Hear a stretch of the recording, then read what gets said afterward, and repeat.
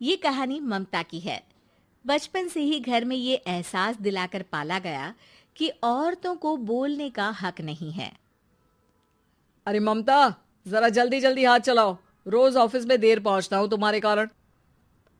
लेकिन आपका सारा खाना पैक और तैयार भी है। अरे जबान जितनी चलाती हो उतना अगर हाथ चलाती ना तो शायद घर को अच्छे से मैनेज कर पाती। क्या मतलब है? क्या नहीं मिला आपको? मोजे मोजे कौन देगा? ममता भागकर पति को मोजे देती है। वो हर किसी का ख्याल रखती, लेकिन उसके घर में रोज का रोना लगा रहता। अरे माँ, आज स्कूल में टीचर ने मुझे फीस के लिए डांटा। माँ, मुझे अच्छा नहीं लगता कि स्कूल में फीस के पैसों के लिए मुझे कोई भी बात सुनाए। अरे पर बेटा, ये तो पापा करते हैं ना, सारा ऑनलाइन।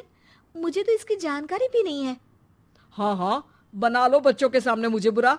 अरे करता तो मैं ही हूँ, माना, लेकिन मुझे कोई सपना थोड़ी ना आएगा कि बच्चों की फीस जमा करनी है। अरे बताओगी तो तुम ही ना। ममता की अब ये आदत में शुमार हो चुका था। वो हमेशा हर बात के लिए खुद को ही दोषी मानती।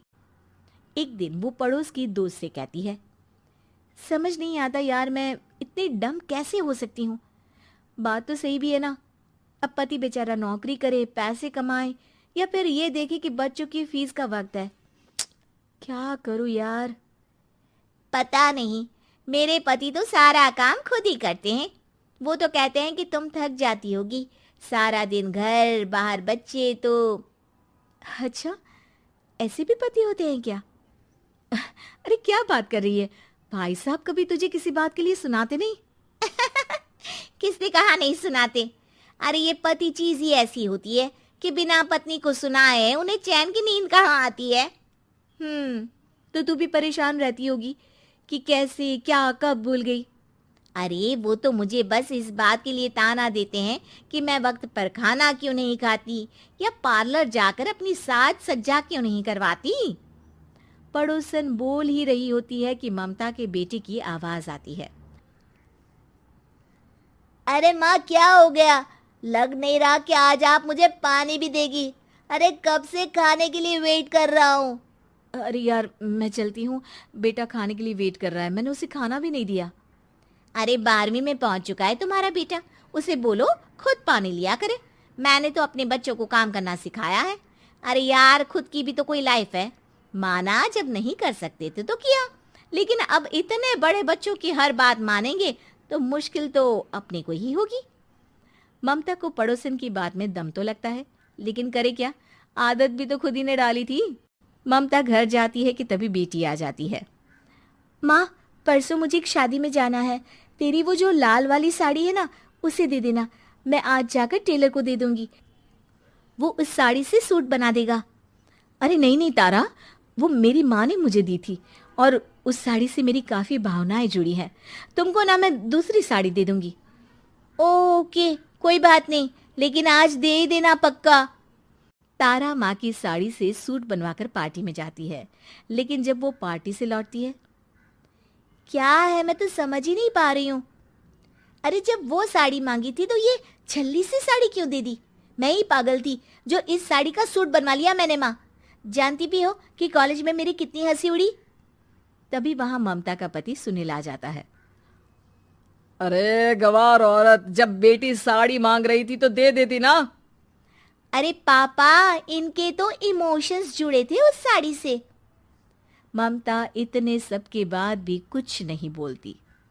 मेरी बेटी की बेइज्जती हो गई, मैं बिल्कुल बर्दाश्त नहीं कर सकता ये। मैं नहीं चाहता कि मेरी बेटी से कोई भी ज्यादा सुंदर लगे पूरे कॉलेज में। जी, वो पढ़ने में तारा बिल्कुल अच्छी नहीं है, उसकी पढ़ाई पर आप ध्यान दीजिए ना। अच्छा, अब तुम मुझे बताओगी कि मुझे किस पर ध्यान देना और किस पर नहीं। रमेश जैसा ही ये वाक्य पूरा करता है, ममता की बेटी और पति उस पर जोर जोर से हंसते हैं। अरे ठीक है ना, पता ही नहीं चला कि कैसे वक्त इतना बीत गया। अरे कैसे पता चलेगा माँ, हम लोगों के पीछे जो तू बैताल की तरह चिपकी रहती थी, तुझे कैसे वक्त का पता चलता। ममता को पहले सास ससुर, फिर पति और बच्चों की तरफ से इस तरीके की बातें सुनकर उसका मन बहुत दुखी रहता था। एक दिन, सुनो ना, बहुत दिनों से कमर के नीचे बहुत दर्द रहता है। कल मैंने देखा तो एक फोड़ा था। अरे ममता, एक बार अपने पति से बात करो, वो तुम्हारा फोड़ा डॉक्टर को दिखा देंगे। अरे नहीं नहीं, वो तो गुस्सा हो जाएंगे। अरे क्यों गुस्सा हो जाएंगे? तुमको दर्द है? हाँ, लेकिन वो यही बोलेंगे कि ऑफिस जाऊं या फिर तुम्हें लेकर डॉक्टर के पास। तो बेटे से ही बात कर ले। अरे वो तो मैं कर लूं, लेकिन फोड़ा है ऐसी जगह कि उसे बताते मुझे शर्म आएगी। लेकिन कुछ ना कुछ तो करना जरूरी है ना। ऐसे कब तक फोड़े के दर्द से तड़पती रहेगी? अब तो सोच रही हूँ कि इनसे बात कर ही लूं, वरना दर्द के मारे कहीं मर ना जाऊं। लेकिन शाम को, ममता, क्या किया तुमने आज? खाने के डिब्बे में कैसा खाना दिया था? दाल खराब हो गई थी। कब की थी? दाल तो मैंने सुबह ही बनाई थी, खराब कैसे हो गई? अच्छा सुनिए ना, मुझे कहना है कि अरे गरम दाल बंद करोगी तो ऐसा ही होगा ना। बेइज्जती हो गई सबके सामने मेरी। ऑफिस वालों ने ऐसा मजाक उड़ाया कि क्या बोलूं। कल से ठीक से खाना देना है तो देना, वरना खाना देना बंद कर देना। बाहर खा लूंगा मैं। ममता, जो पति से अपनी परेशानी बताने वाली थी, वो अब ये सोचने लगती है कि कल से पति को खाने में क्या दे। अगले दिन ममता थकी थकी सी हालत में, आप लोगों के लिए नाश्ता बना दिया है, खाना बनाने की हिम्मत नहीं है आज तो। रात भर सोकर थक गई है ना, इसीलिए तो खाना नहीं बना सकती। हिम्मत नहीं हो रही है, मैं बस सोने जा रही हूँ। बस मैडम को सोने का बोल दो, फिर देखो कैसे सोती रहती है। माँ, फिर वही पराठा सब्जी। अरे हमारे साथ के दोस्त एक से बढ़कर एक नाश्ता खाना लेकर आते हैं, आप तो बस। सभी घर से निकल जाते हैं, लेकिन जब शाम को बेटा घर आता है तो घर में अंधेरा रहता है। बेटा लाइट जलाता है। क्या माँ, तुम्हारा भी जवाब नहीं है बिजली का बिल बचाने के लिए? वो बोल ही रहा होता है कि सामने माँ जमीन पर लेटी मिलती है। वो उसके पास जाता है। अरे माँ, क्या हो गया माँ? तभी वहां पड़ोसन आती है। अरे बेटा, तुम्हारी माँ के पैर के पास एक फोड़ा है, जिसके कारण ये लगातार कमजोर होती जा रही थी। मैंने उसे पहले ही कहा था कि घर में बता दो, लेकिन तुम्हारी माँ किसी को तंग करना नहीं चाहती थी।